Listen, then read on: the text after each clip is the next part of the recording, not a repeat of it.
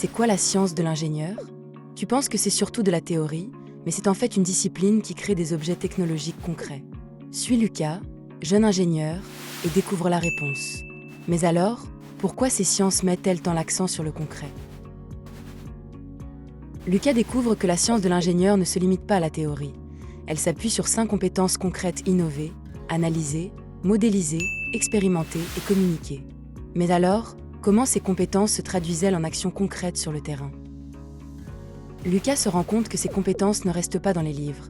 Elles donnent naissance à des objets technologiques complexes, comme le montre la science de l'ingénieur appliqué. Mais alors, quels domaines bénéficient concrètement de ces objets technologiques? Lucas découvre que l'ingénierie s'étend à la santé, l'énergie, les transports et l'information, bien au-delà de l'industrie traditionnelle. Mais alors, comment les étudiants acquièrent-ils ces compétences pour agir dans ces secteurs? Lucas réalise que l'ingénierie s'apprend dès la seconde, en CPGE, au bac général ou en STI 2D, pas seulement à l'université. Mais alors, pourquoi la société a-t-elle tant besoin d'innovation que ces ingénieurs peuvent apporter? Lucas comprend enfin que la science de l'ingénieur est une discipline appliquée qui conçoit et réalise des objets technologiques pour répondre aux besoins d'innovation de la société. C'est ça, la science de l'ingénieur. Mais alors, c'est quoi la science de l'ingénieur? Lucas entend que beaucoup pensent que l'ingénierie ne concerne que la mécanique.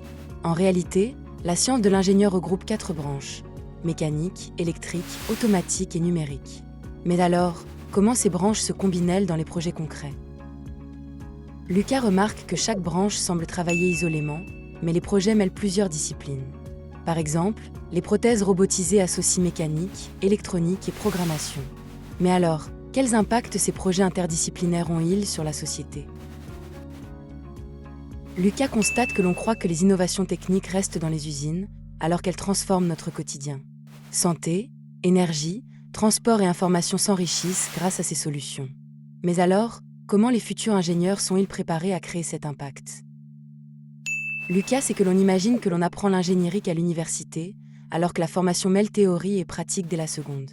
Cours, ateliers et prototypes forment les ingénieurs de demain. Mais alors, pourquoi la société a-t-elle tant besoin d'innovation que ces ingénieurs peuvent apporter?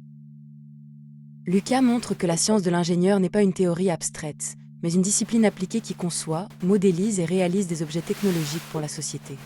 Voilà pourquoi c'est la science de l'ingénieur. Voilà toute l'histoire, d'un seul regard. Maintenant, tu sais, dessine-moi le monde.